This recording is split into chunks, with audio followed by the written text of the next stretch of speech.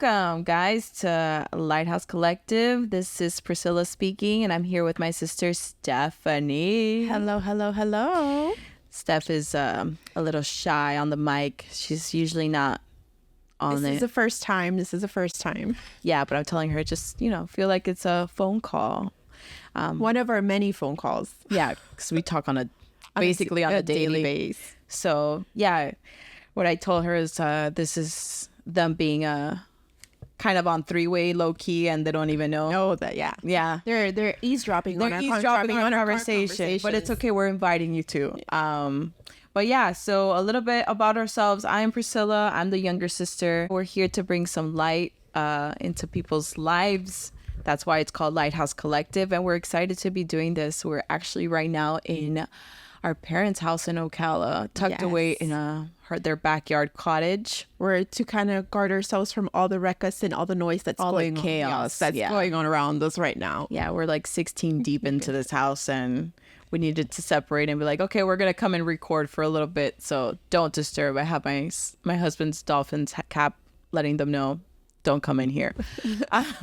But hey, we're here, we're excited. Today we're gonna be talking about winter seasons and navigating those tough, dark times. It's actually getting cold right now here.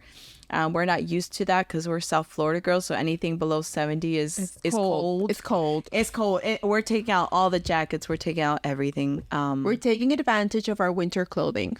Yeah, for that one weekend. So we're here. So we chose this topic because honestly, it's something that we've been living in this last year, both of us in our lives separately, Stephanie in her way and I in mine. And we feel like that's something that every single person kind of goes through. We know we go through seasons that are cold. They feel lonely. They feel darker than usual. They feel harder. And it feels like life's not flourishing. So, that's what we're here to talk about, to pop the cherry on this podcast. Yeah. Pop it, and we're gonna, like I said, this is my first time, so this is kind of all a little bit nerve-wracking for me, but I'm here and I'm trying to look at it as just another conversation with my beloved sister that I love so much. But like she said, we're here to talk about winter seasons. This actually expressed earlier this year for both of us. We both have experienced challenges in different ways, and it's crazy how right now we're sitting here and we're actually starting this podcast and we're gonna be vulnerable and we're gonna share with you guys things about us and just tell you guys things that maybe some of you listening can relate and understand, and as well because maybe you are also experiencing a winter season in your life right now. But the idea here is probably bring a little bit of hope in the midst of all of our seasons and what we're dealing with right now, that you guys as well can find peace and love and know that, God's presence is always around. Steph, you want to tell everybody what kind of season you've been going through? Like, explain a little bit the season that you've been feeling. Do you feel like you were prepared for this? So it's crazy because we could say about a year ago, I had an experience and I had a feeling, that I had to gear up for something. And in that process, there's two scenarios that you have. One of them is like you kind of get nervous and you say, okay, what is God trying to tell me? What is God trying to show me? And why am I having this feeling inside of why do I have to gear up? And it's crazy how God sometimes puts certain situations in your life, and like we said, these winter seasons, and sometimes we look at them and we feel, okay, what's going to happen here? What's going to go on here? And for me, this season has been a season of a lot of experiences. It's been a long season, but at the same time, I was able to gear myself up. I was able to tell God, you know what, God, I know there's a battle coming, and I want to be prepared for this battle. I'm not going to allow fear to govern my heart or my mind. And whatever it is that it may be, I'm putting on your armor. So I prepared myself for it. And it's crazy how, there is a number that's always stood out for me. And it stood out for me and for my husband many times. And it's 9/11. And obviously many of you listening could be like, oh, 9/11, yeah. you know, that stands out for many people. But to be honest, it's a number that every time I would look at the clock, every time I look at something, it always had 9/11.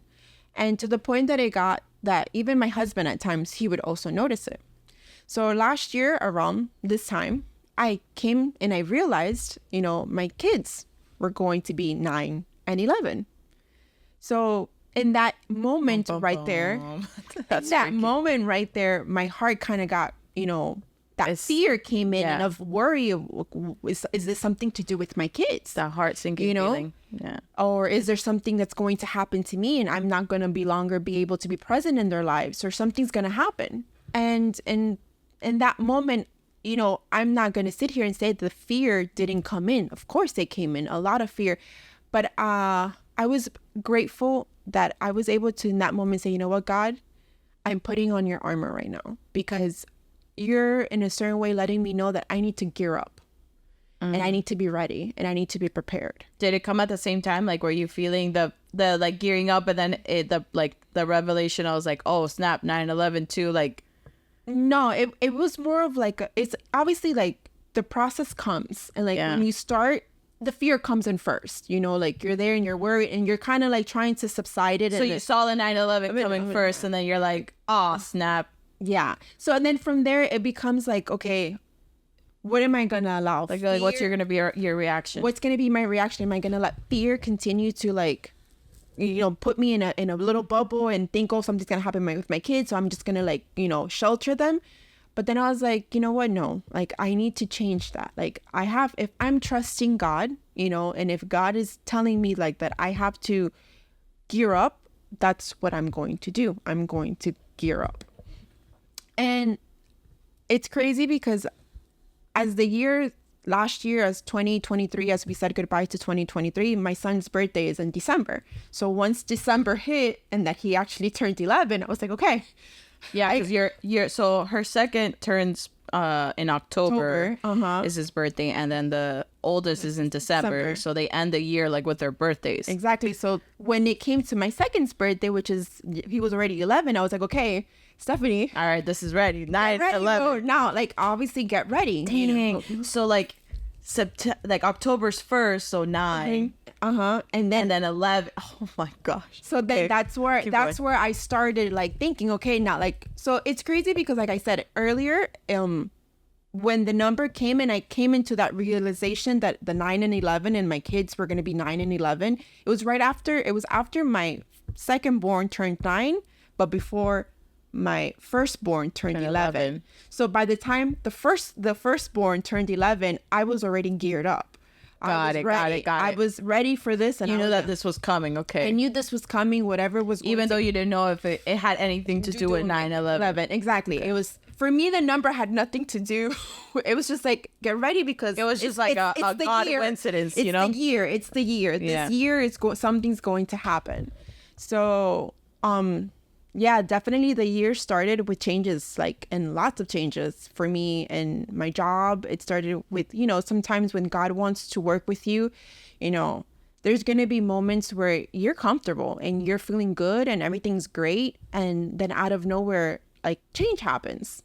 And change, I think we all can agree with it. It's not easy. It gets difficult because sometimes, you know, we were good where we were at and we were comfortable, but now this change kind of puts you in an uncomfortable situation, especially if it's a change that you weren't either expecting or wanting. Exactly. So from there, I just started, you know, okay, you know, God, is this part of the journey? Is this part of the process? Is this where you're taking me? You know, is this the shift that you're showing me that I had to gear up for? But even in that shift, in which I can say I have experienced many things in this change that I had at my job, but I also had experiences with my husband and many things that he was struggling with and he was dealing with, and God was working with him. But I want to reverse a little bit back, in the sense, right before my son turned 11, I had a very big nudge from God in that time that I had told him, hey, I think for your mom, because his mom was turning 70 in February at the beginning of the year. I had told him, I have this nudge, and I feel like we should go as a birthday gift for her. Let's all go to New York and let's be there for her. It's something that she's always asked for, to have all her kids together. And she hasn't had this in such a long time. Very long time, yeah. So let's give her this as a birthday gift, and let's give her the surprise. So, God was good, and he provided, and we were able to fly out to New York and surprise her for her 70th birthday. And we were able to spend time with his siblings and enjoy ourselves and give her this amazing birthday that I don't think she was expecting it. And obviously in all of that, I'm so grateful that we got that experience, because, we fast forward to August, and it was the last birthday that we got to spend with her. We would have never expected that would have been her last birthday. So it's amazing how, that part right there, it touches you so much, because sometimes we take for granted so many things that we have in life, and you don't realize what you have. And I'm pretty sure everybody's heard this quote many times, like, you don't know what you got until you lose it. It's gone, yeah. So for us, it was such a good thing that I was like, God, I listened to you when you gave me that nudge of doing that, and telling my husband, like, we have to make this effort, and we have to. Yeah, but that's like you. now after the fact. Yeah. So, moving forward with this, after that, obviously a lot of things started happening, but in our journey before her passing, God started working in my husband and many things in many areas of his life. He started working in me and many things in my life. Like I said, there was a lot of changes going on for us. And in those process, God kept showing himself, telling us, trust me, have faith in me. Like, no matter how bad the storm may look at times, no matter how bad the season that you're in right now, how you're feeling like, okay, things are not, like, I was so good, and now everything is like looking so like out of comfortable of where I was. Yeah. Like, things are smooth sailing, and now we've hit rough seas. Exactly. We're in the rough sea season. And I was just like, God, like, I'm going to continue to trust you. I'm going to continue to have faith in you. I'm going to continue to believe, regardless of what I might see in front of my eyes, I know that, God, you're still present, you're still here, and you're still taking control of the situations. So for me, it was very anchoring to know that God, gave me this, this moment where I had said, okay, Stephanie, get ready for the battle, because it's coming. Yeah. So when the things come, you got your armor on, and you're ready to like fight and prepare yourself and defend yourself.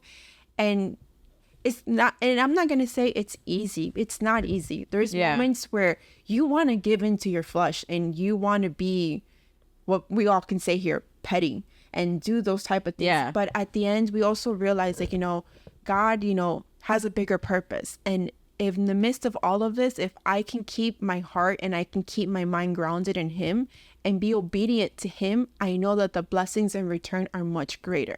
Yeah. So for me, it was very important that even though I saw things come against me, I was able to say, you know what, God, you're for me. So I'm not going to take it. It's not in my place to fight for these battles. You're fighting them for me. I just have the armor on that's protecting me. Which is pretty interesting, because listening to you talk, so you felt the warning, right? You felt like something was going to happen.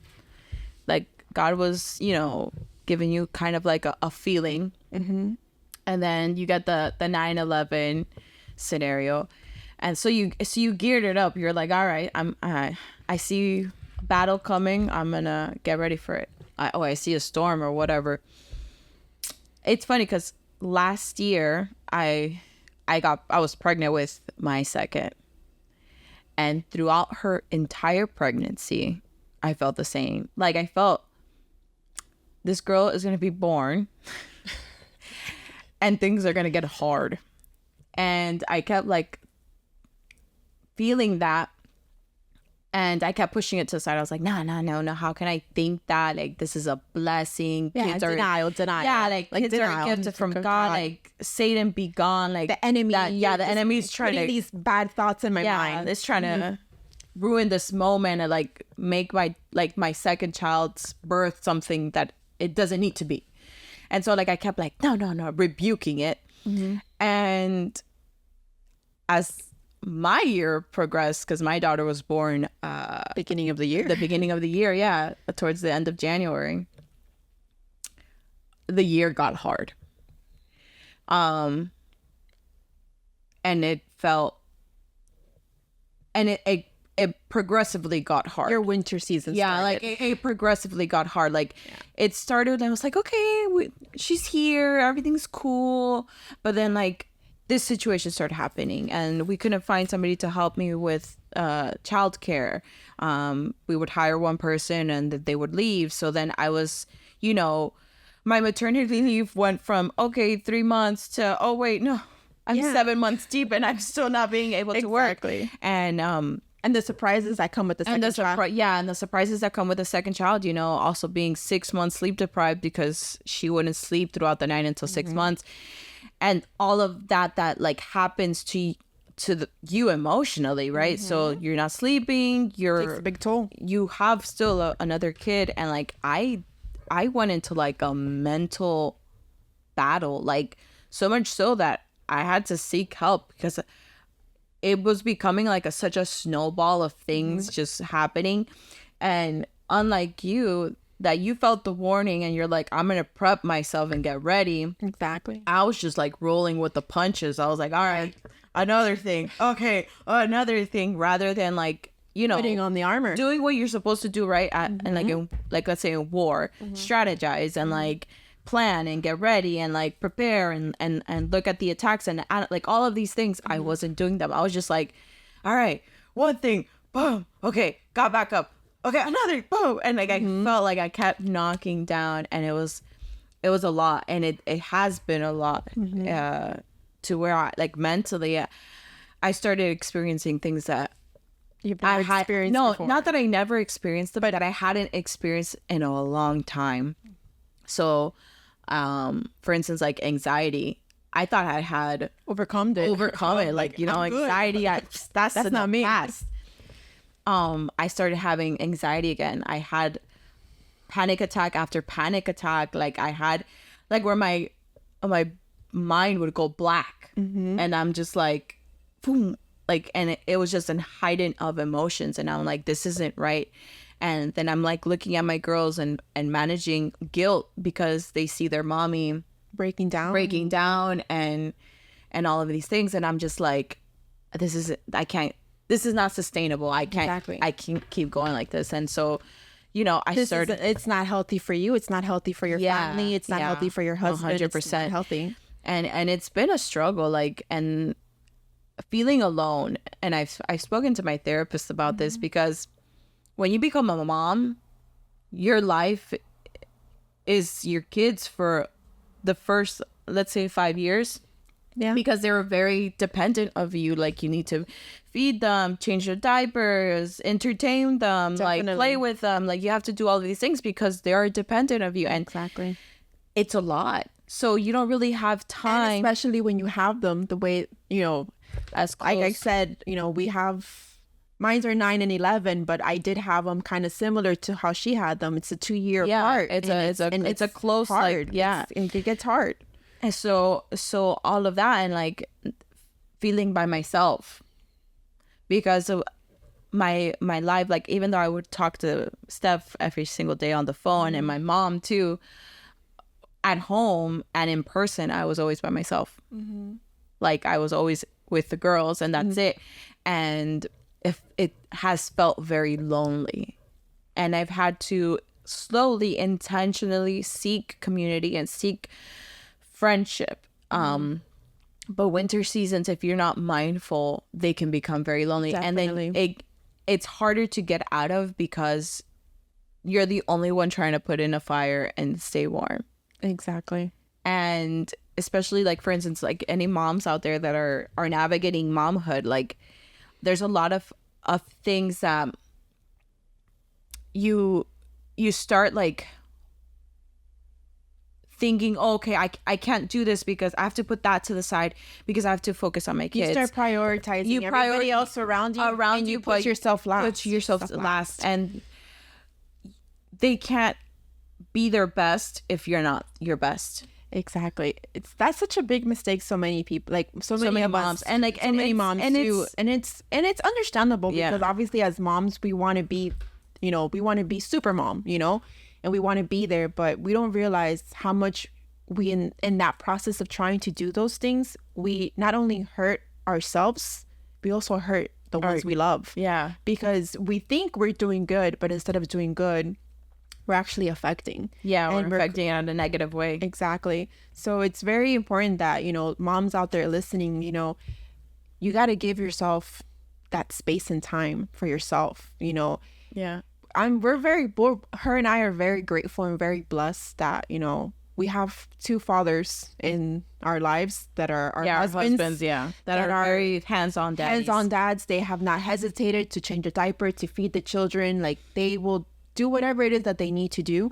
So and if you're a mom that has a husband like that, like, don't be afraid to ask for that help. Don't be afraid that by you saying, like, I need this time, that you're doing something wrong. And it's because, like, and I get it, because I struggle with that. Like, I struggle with having to ask my husband, because like you, that in this season, it hasn't only been me, it's affected like my whole house. Like my daughter, my oldest, assimilating having to share her parents now.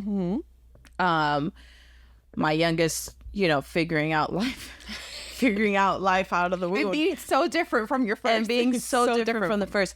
And then my husband having his own, situations where it's work, the stresses of work, which is a very high and demanding job. And I'm like, okay, I want to have this time for myself, but I feel so bad, like adding something extra to him that he needs to worry about, or adding something extra for him to do when he's already been so stressed out with work. But then if I didn't, or if I don't ask him, then I'm low-key harboring everything in my against him, and then I lash out on him, because I don't lash out on the girls, I lash out on him. Definitely. So then we have issues. Become the punching bags. Yeah. So like, for instance, this year, like, if I'm honest, it's been the harder year maritally, where we've had more conflict, because I haven't been my healthiest. He hasn't been his healthiest, like mentally, emotionally, spiritually, and then adding on like the stresses of everyday life, we were having like constantly this conflicts. And now that, we're working on ourselves, I see that, okay, we see like when one of us are getting heated, and we know how to talk, or like back off for a little bit. So it's been pretty interesting, but it's been a very hard and tiring season, like to the point that I'm like, I don't even want to open my Bible. I just want to go to sleep. I want to shut off my brain. Yeah, and that's the biggest, and that's the biggest, and mistake. That's been my biggest mistakes, because biggest mistake you can do. What I have done is literally shut my brain. So then I'm like just getting punched and like hit with all of these crashing waves, and I'm just like, okay, I don't want to drown, but whatever. Exactly. And that's not what God wants us to do. Like, God wants us to gear up. He warns us in scripture, to be on alert, to be aware, definitely, to gear up and put on our armor, and to even seek him, so that when these seasons of life happen, they're not consuming us. Definitely. And that's where I can put in like the difference between how, even though we said, we're talking about winter seasons, but the fact that we both went through this winter season, but the different approach we each had to the winter season. And that's the part that we wanted to share with you guys. And, in my case, I geared up, and we processed, and we got ready. And my husband, God also worked in him and started working many things in him that he needed to also work with himself. And it's so amazing, because in the process of everything that God was telling us, like, okay, I need you guys to seek me, and I need you guys to hold on to me in this season, because you guys are going to need me.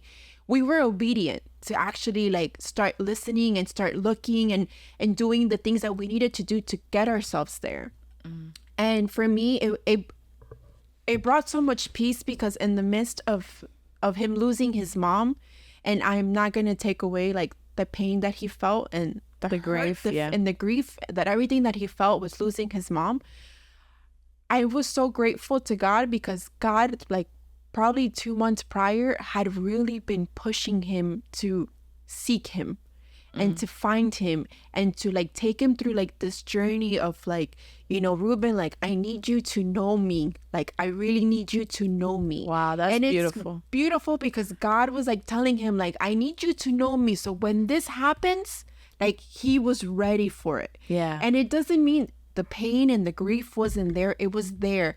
But there was also such a sense of peace for him, which was such a great staple for us in our hearts, that, you know, this peace is God. Yeah, that stamp was God. And we were just so grateful, because after everything happened, we were like, you know, God, like, it was you this whole time telling us to gear up, get ready, prepare ourselves, because this year we were going to face changes, we were going to face hardship, but that if we were holding on to him, even though it could hurt and even though it could be frustrating, he was still going to give us a sense of peace in our heart. So for me, this winter season, when I got that warning, that 9/11, and I put that one together, like, you know, I was obedient to put God first in my life and, you know, gear up. And as you guys can see, you know, the difference of when we don't gear up and when we do gear up. And it doesn't mean the pain is not there. It doesn't mean the challenges won't be there. They will be there. But there's a very different peace that you feel when you're going through them, instead of when you're trying to figure it out yourself. So, and that's not like, we don't want it to come off as like, this is the right way to do it and this is the wrong way to do it. We understand that like both of them could be a natural response. Like you can be very diligent and seek God in that moment that you're feeling a warning, and then you could be like me, where you felt like, no, that can't be from God. That's not a warning from God. That's the enemy trying to make this something bad, and you rebuke it. But then as things happen, you're like, oh wait, it catches you off guard because you're not prepared. But God gives you grace. Amen. And that's the most important thing that you need to understand. Like, even if, for instance, you are responding to a season a little bit more towards my end, God gives you grace. Like, don't be hard on yourself and be like, well, why didn't I prepare? Like, why? I'm so silly. Like, I should have opened up my Bible. I should have done this. I should have been, you know, been more paying attention. I should have been communing with God more. Like, if you do that, you're not helping yourself. You're just making yourself feel worse. And that's not what God is trying to do. Like, God is like, okay, now you see that I was warning you. Now that you see that I, like, all of those warning signs were me, what is your response now? Now that you have seen it, that this was me trying to help you, trying to be there with you, it's okay. So you can navigate. It's okay that you went ahead and tried to do it by yourself. God, see, like, a lot of people think that God is like, oh, you see, now you're gonna have to figure it out by yourself, like, and judging you for that. God is like, okay, Priscilla, you try to pick it up and you try to do it by yourself, and, you know, I respected that you were trying to do it on your own, but are you gonna let me help you now? Do you want me to help you try? Yeah. Like, are you gonna try me now? Do you wanna try it with me now? Yeah, like, do you wanna pick this up and do it together, or do you want to keep going the way that you're going? And so you have that decision. Like, you can say, oh no, God, like, I'm gonna keep going, and kudos to you. I mean, I hope everything's okay. But if you're like, nah, I can't do this anymore, to the point where I am, like, I felt that I was like, I can't keep going like this. I can't continue this way because it's not sustainable. It's too much. It's a weight. It's a weight on you. It's a weight. And I got to the point where I was like, I want to quit. Like, I just want to stop being a mom. I want to stop being a wife. Like, and then I would reflect and I was like, but that's not right. Yeah. that's not right. And it goes back to, especially like in your faith, it goes back to like, God wouldn't put something for me to go back, Yeah, God regrets. wouldn't give me the opportunity and the blessing to be a mom, to be a wife, for me to have this feeling. Yeah. If he gave it to me, it's because there's a great purpose. Yeah. So it's crazy how we can sit here, we're having this conversation, and like we said, those of you listening to us, like, we really hope that whatever season you're in, if you're feeling, on like Priscilla's end, that you feel alone, that you feel like, I can't deal with this weight anymore. I It's can't, too heavy it's to too carry. heavy for me to carry. Like, what am I doing? Like, why is nothing working out for me? Why is everything that I'm trying not working? Remember, as she told you, God is full of grace, and all he wants is for you to say,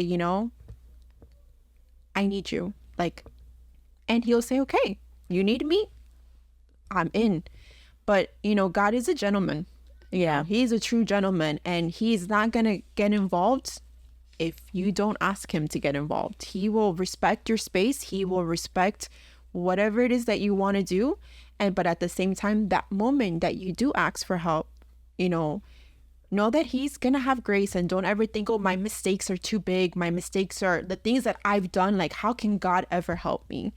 And trust me, there's nothing too big that you can do that God would not extend his hand and his arms towards you. 100%. And to add to that is, even though I was doing this more so on my own, I still had faith, and I would claim it. I'm like, I have faith. I believe. I know that God is with me. I know that God is standing with me. But I was like, still doing it on my own. But a verse would still come to my head, especially on those moments where, I was having a panic attack, or I felt like so much weight was being carried on me. And it was Matthew 11, verses 28 to 30. It says, come to me, all of you who are weary and carry heavy burdens, and I will give you rest. Take my yoke upon you. Let me teach you, because I am humble and gentle at heart, and you will find rest for your souls. For my yoke is easy to bear, and the burden I give you is light. That verse would always come to my mind. And now that I sit here and I look back at it, and I'm just like, that was God telling me, hey, are you gonna keep doing it by yourself, or are you gonna choose to come to me? Are you gonna choose to let those burdens, like, let me help you carry those burdens? Are you gonna yoke with me? And yoking with, so before I used to low-key think that it had something to do with eggs. It has nothing to do with eggs. Nothing, absolutely. It's how it's the harness that they would put around animals to like push up to plow the field. And once I learned that, I was like, oh, that makes more sense. But yeah, take the yoke. So like, you're still carrying it, but you're not carrying it in your own weight. You're carrying it with him. Exactly. And you're depending on his strength, and you're depending on his help. So the struggle is still there, but you're not facing it by yourself. And that's what I decided to do. I was like, okay, I'm still struggling figuring out being a mommy at 2. I'm still struggling trying to get back to work. I'm still struggling trying to refine myself now in the season.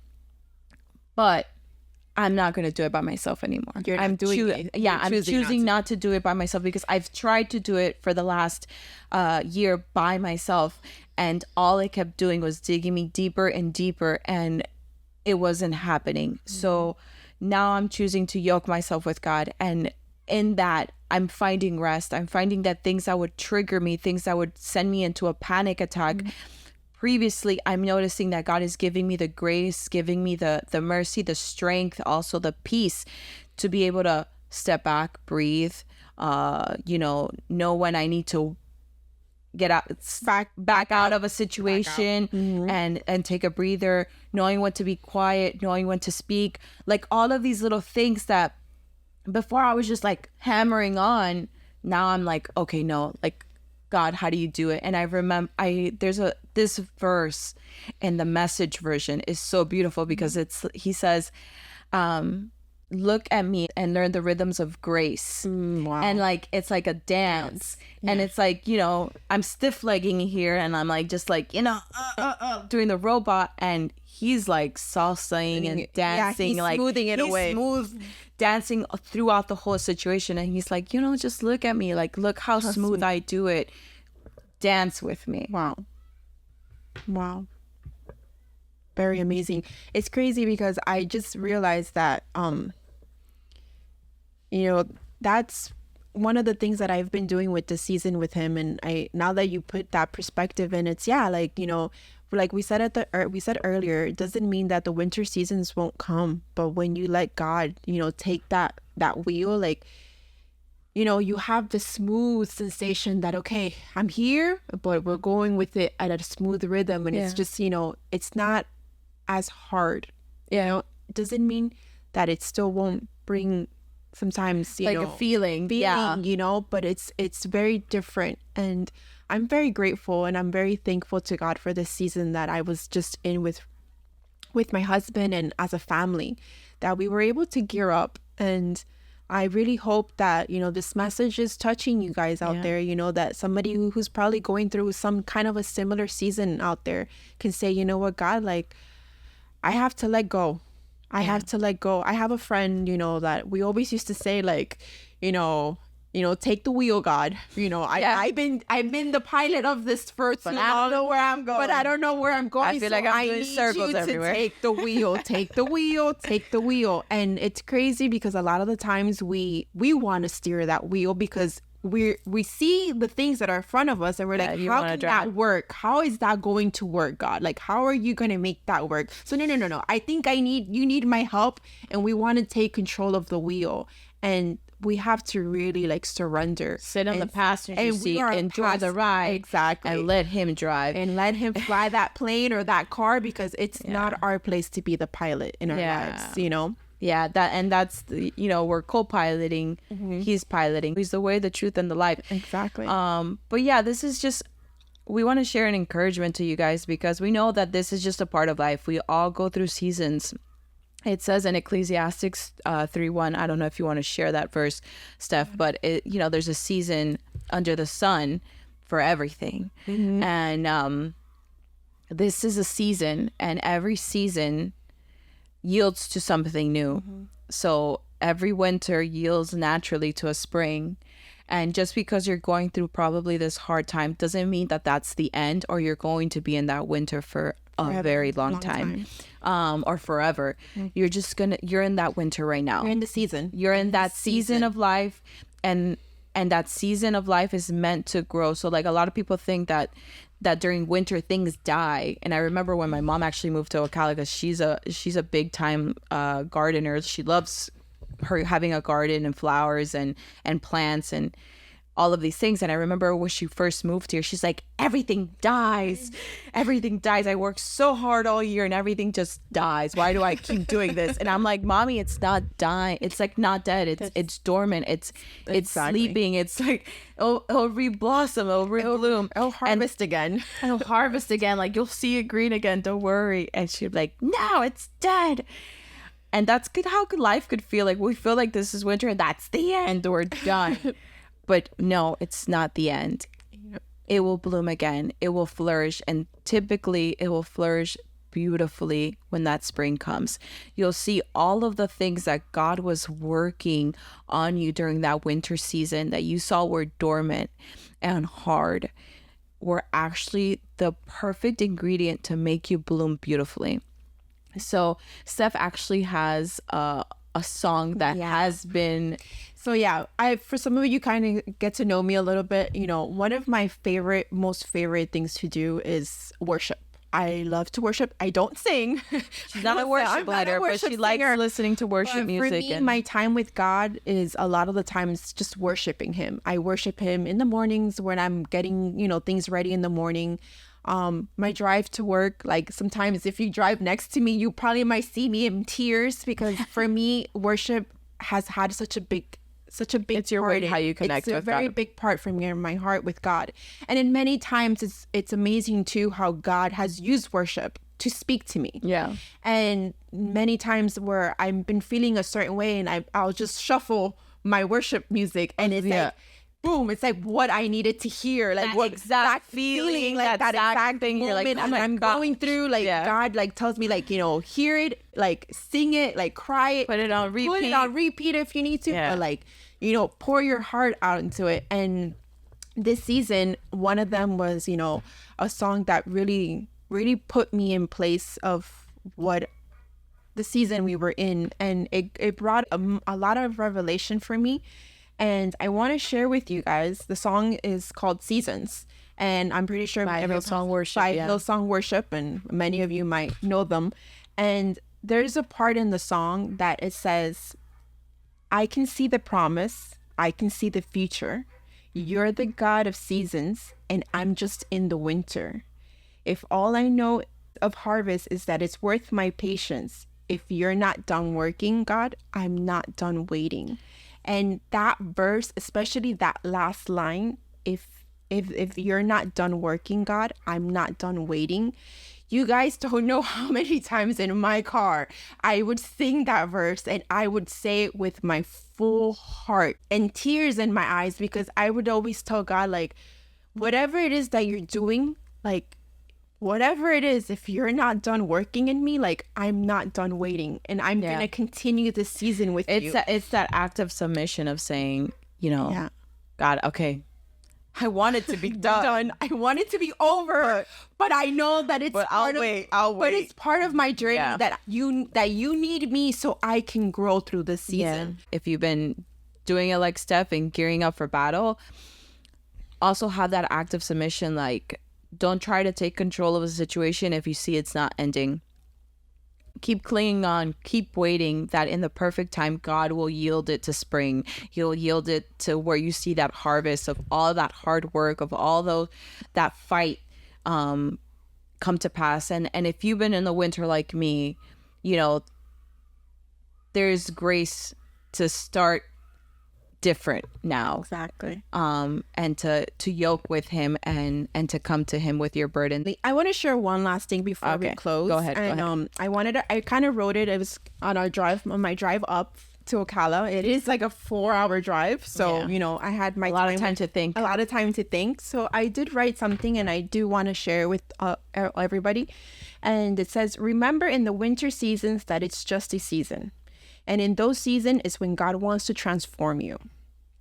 And in that, he will transition you.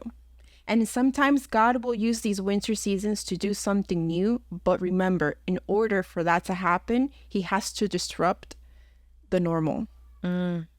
So put your armor on, get ready for the transformation. So now when spring comes, we can rejoice and see clarity of how God used the winter season that felt cold, that he is good and he can make everything beautiful at its own time. So just remember that, guys. This winter season is sometimes it's just a season where God wants to transform you, and he wants to transition you to a new place, a higher level. So, let him work with you. Let him in. Don't be afraid to invite him in. And when spring comes, because spring will come, you can really see the whole clarity of what that whole season was about. What it was harvesting. That's beautiful. Thanks so much for spending time with us here at Lighthouse Collective. We hope today's conversation brought a little light to your day and encouraged you to keep moving forward no matter where you are in your journey. Remember, you're never alone. There's always hope, always peace, and always a light to guide you. If you enjoyed this episode, we'd love for you to subscribe, leave a review, or share with someone who might need a little encouragement. Until next time, stay anchored in hope and keep shining your light.